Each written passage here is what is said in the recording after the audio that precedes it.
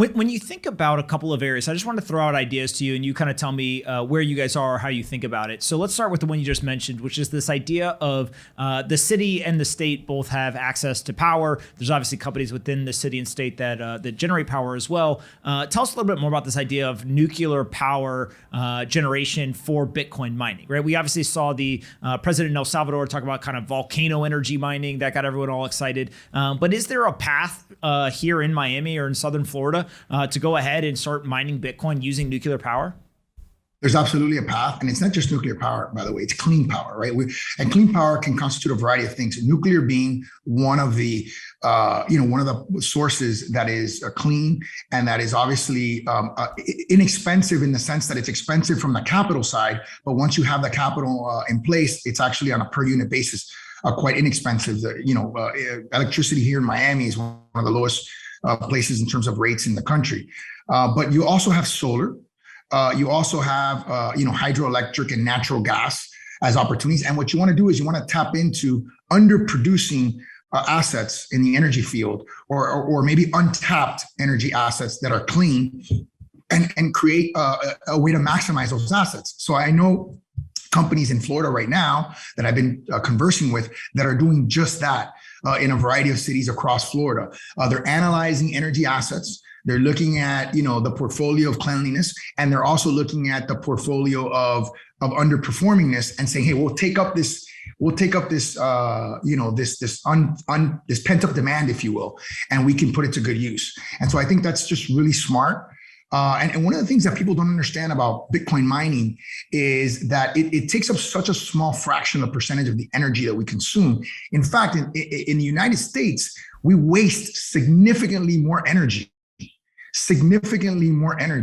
than Bitcoin mining consumes. And so when you think about another topic that people are really interested in, putting Bitcoin on the city's balance sheet, how do you evaluate, is that possible? Where are you in that process? It may require some state law changes. So we're working with the state on creating a crypto-friendly environment for our state. Which requires, how we classify Bitcoin, regulation, banking, and of course, things like holding it on our balance sheet. And so I think it's important for us to continue along that process.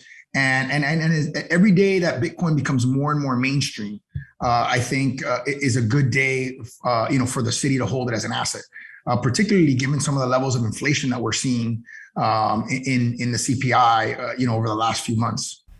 And then one of the other things that recently happened, which I've been fascinated with, is this idea of building things on top of Bitcoin. One of the things that got built was MiamiCoin. And for those that don't know, it is built on top of Bitcoin using smart contracts from Stacks. And my understanding of MiamiCoin is people can go in, they can buy this, there's a mining functionality, and about 30% of the mining rewards has been diverted and it's kind of set aside for a city, of which the city then has a choice as to whether to kind of claim it or receive that amount. You guys had a vote a couple of weeks ago and ultimately chose to go ahead and claim that reward, which at the time I think was $4.5 million. Now I believe it may be as high as $6 or $7 million. And so talk a little bit just about that initiative, why go ahead and accept it, and then how you kind of see the relationship with that moving forward.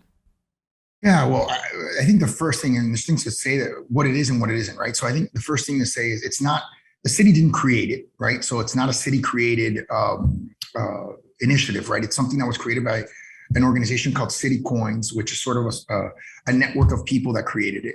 And as you said, the protocol for mining, creates a benefit that puts a percentage of what is stacked into a wallet, essentially, for the city. Now, as you said, also it is a cryptocurrency that is created and based on Bitcoin. And so I think that's something that maybe people haven't fully digested. And why is that? Because the Bitcoin blockchain, which is the most secure blockchain on the planet, is for Bitcoin. And so Stacks, which is a blockchain that allows for smart contract functionality on the Bitcoin blockchain, which is, again, the best, most diverse, most secure blockchain on the planet, creates more functionality for the Bitcoin blockchain and allows for interaction of Bitcoin rewards in this process. So again, the MiamiCoin is something that is an offshoot of Stacks and Bitcoin. And so, like you said, it has generated for the city somewhere in the vicinity of $7 million. I'm just handing it to me. Over $7 million from when it started. And this was about 45 days ago. So look, we're doing our due diligence. We're not out here telling people to buy it or anything like that. On the contrary, we're doing our due diligence on it. But we have accepted it. We have a resolution unanimously approved to accept it because it's $7 million, right, in 45 days, essentially. And we're also not going to spend it right away, especially because, like I said, this is this is new. And we want to see how it plays out. We want to make sure that this is done properly, that it doesn't negatively, affect people. Obviously, people buy and sell these assets and they make those decisions. We're not involved in that, right? We're not involved in how it's listed or who lists it or anything like that, or how it's priced or anything like that. And we don't hold any of it. We're not holding any of it.